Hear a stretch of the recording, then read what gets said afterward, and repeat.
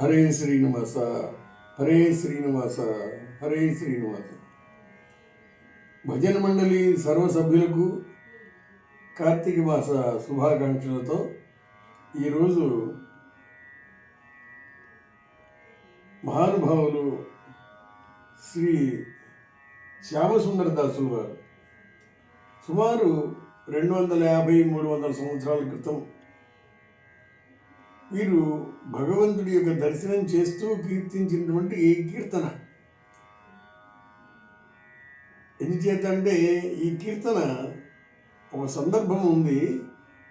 కర్ణాటక రాష్ట్రంలో రాయచూరు సమీపంలో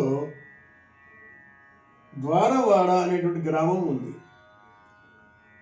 ఆ గ్రామంలో ఊరి వెలుపల ఒక చిన్న కొండ, ఆ కొండ పైన దేవాలయం, ఆ దేవాలయంలో గర్భాలయం. కానీ గర్భాలయంలో దేవతా విగ్రహం లేదు. అదేమో శ్రీ వెంకటేశ్వర స్వామి వారి దేవాలయం, కానీ విగ్రహం మాత్రం లేదు. అక్కడ కేవలం శంఖ చక్రములు, స్వామివారి నామం, ఈ మూడే ఉన్నాయి. ఆ దేవాలయానికి జగన్నాథదాసుల వారు తమ తల్లిగారిని వెంటబెట్టుకొని ఆ చింతకొండ ఎక్కి గర్భాలయంలో చేరారు.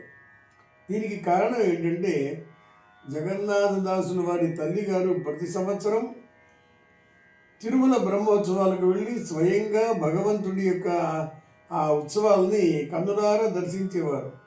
కానీ వయోభారం చేత, పెద్ద వయసు అవ్వడం చేత తిరుమల వెళ్ళేటువంటి అవకాశం ఆవిడికి కలగలేదు.